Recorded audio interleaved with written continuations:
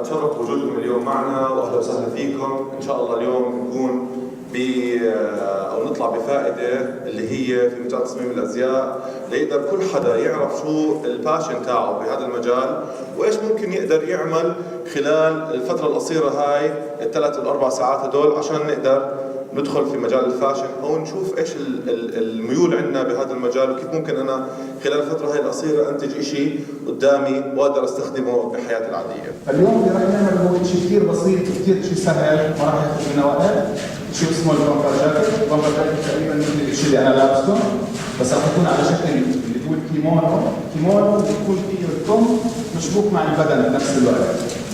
اليوم قدرنا نعمل ايفنت الحمد لله مع الجمعيه الشركسيه في تصميم الباترون، وكان الايفنت عنوانه كيف تقدر تعمل بامبر جاكيت.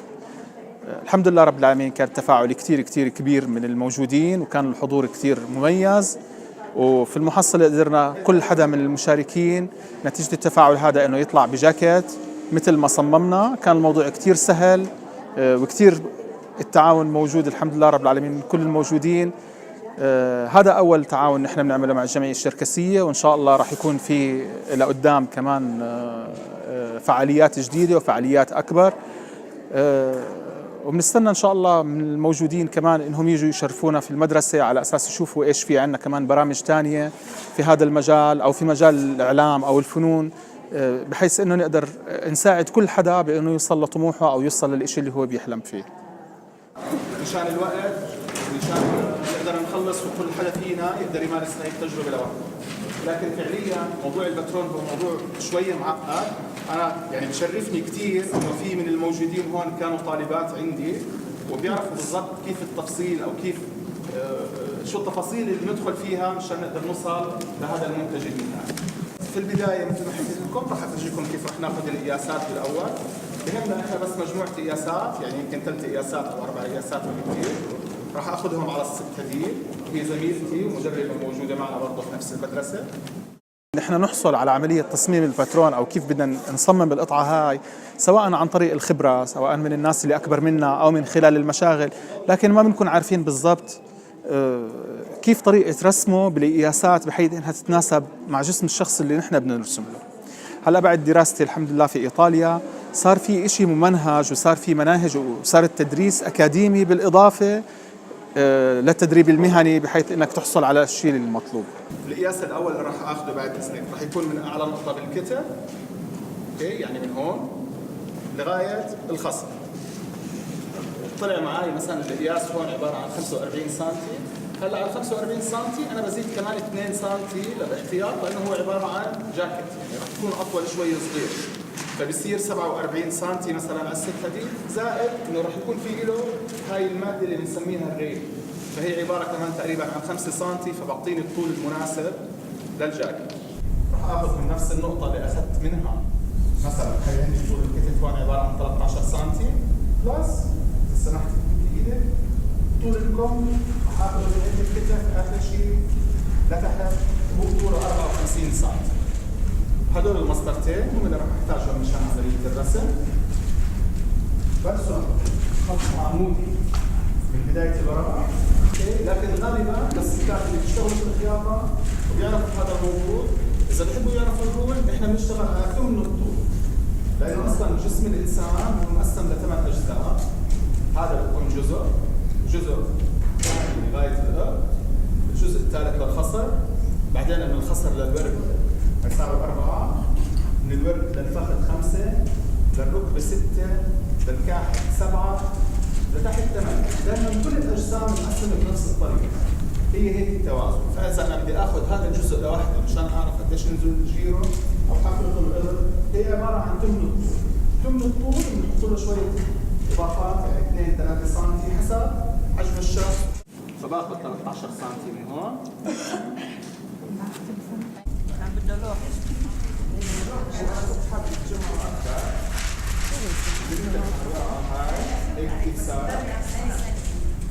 مو واضحة؟ هلا من هون اخذنا طول الخصر للنقطة الأولى، بعدين اخذنا مسافة نزول الجيرو هي حفرة الإبرة. هيك رح يكون شكله.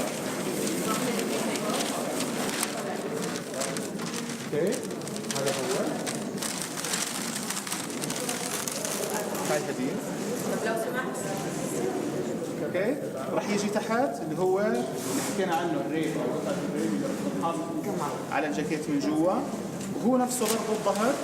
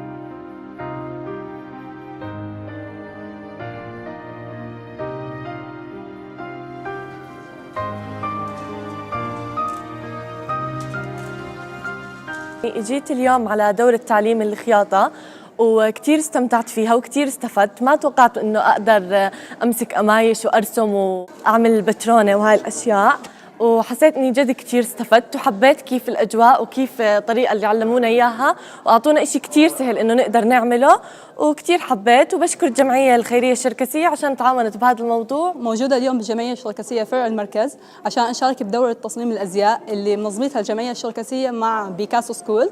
استفدت أنا من الدورة كبنت، يعني إنه أزياء إشي بالفتنة، وإن شاء الله إنه يكون في مجال لقدام أقدر أعمل إشي. جيت على الجمعية الشركسية لحتى أشترك بالدورة اللي عمله بيكاسو. صراحة أنا أخذت دورة بيكاسو قبل هيك وانبسطت كتير بالموضوع، وهو أصلاً مجال تخصص أنا كتصميم أزياء، وحبيت أبدي مشروعي من هون لحتى أعرف كيف أصمم وكيف أعمل باترون لحتى أكمل هذا المشروع إن شاء الله بالمستقبل. جينا اليوم على ورشة العمل اللي عملتها الجمعية مع أكاديمية البيكاسو، وكانت ورشة حلوة استفدنا منها في معلومات اللي موجودة، وأخذنا برضو معلومات عن الأكاديمية، وهذا بيشجعنا إنه إذا كان في ورشات تانية بتصير وإننا نحضرها، فكانت شغلة حلوة واستفدنا منها. بيكاسو هي عبارة عن مدرسة تختص في مجال الفنون، متخصصة في التدريب اللي يدخل فيه الطالب لسوق العمل. بنقدم مجموعة من دورات تدريبية اللي بتتعلق في مجال الفنون، منها تصميم الأزياء، تصميم المجوهرات، الجرافيك ديزاين، الانتيريور ديزاين، إلى آخره من الأمور اللي بتتعلق في الفن. اليوم احنا بالتعاون مع الجمعية الشركسية قدرنا نعمل ورشة عمل للجمعية فيها هدف انه نوصل فيه في مجال تصميم الازياء، كيف يقدروا يلاقوا الباشن تاعهم بهذا المجال وكيف يقدروا يصمموا الازياء او الزي الخاص فيهم. قدرنا اليوم نعمل معهم اللي هو ما يسمى بالبومبر جاكيت او الجاكيت الخفيف، ليقدروا يلبسوه بشكل كامل ويقدروا يصمموا من A to Z، يعني من مرحلة عملية الباترون اللي زي ما بسموها الخياطين إلى مرحلة إنتاج القطعة والخياطة بشكل كامل ليطلع معهم من إنتاج 100%. بنشكر الجمعية الشركسية على تعاونها معنا، وإن شاء الله في قادما عدة أمور نتعامل مع الجمعية من خلالها نقوم بعدة دورات تدريبية. اليوم احنا نتشرف في الجمعية الخيرية الشركسية بإقامة ورشة عمل في موضوع تصميم الأزياء. هلا هاي الورشة أهميتها تيجي في يعني ببرنامج قاعدين نفعله احنا حتى نطلع من تقديم السمك إلى مفهوم تعليم الصيد، وهي بتيجي ضمن هذا البرنامج اللي احنا حابين نطبقه في الجمعية الخيرية الشركسية. لا يعني هذا انه احنا نستهدف فئة معينة من المجتمع غير عن فئة ثانية. كل الشباب اللي طموح انه يبدأ في بزنس، يبدأ في عمل، يبدأ في مهنة، يبدأ في او حتى يرغب او ترغب في انها تقوم بالأعمال اللي في البيت، ممكن تكون توفر في التكاليف، تختصر في النفقات في البيت. هذا الموضوع راح يكون من ضمن برنامج طويل. اليوم باكورة أعمال هذا البرنامج من حيث الكارير أو المهن اللي تتطلب مقدرة يدوية. هلا سبق أن احنا حطينا أكثر من دورة تدريبية وأكثر من ورشة عمل في التأهيل في موضوع إقامة المشاريع، إدارة المشاريع، مخاطر المشاريع إلى آخره. اليوم عم نروح باتجاه آخر، وإن شاء الله يا رب نستمر في هذا الاتجاه في الجمعية الخيرية الشركسية. طبعا الورشة هاي بدأت الساعة 12 وحاليا قاعدين بنهوا آخر لمسات في تفصيل جاكيت اللي متطلب منهم يقدروا يعملوه في نهاية الورشة. كل اللي سجلوا في البرنامج حضروا هذا النشاط، حضروا هاي الورشة، انبسطوا من المعلومات اللي أخذوها، انبسطوا من القدرة اللي تمكنوا أنهم يبنوها لأنفسهم. وأشكر الأديجا تي في شو، شكرا لكل المشاركات، شكرا لكل من يشاهد، شكرا لكل واحد بنضم لهاي القناة حتى يتمكن متابعة كل أخبارنا فيها.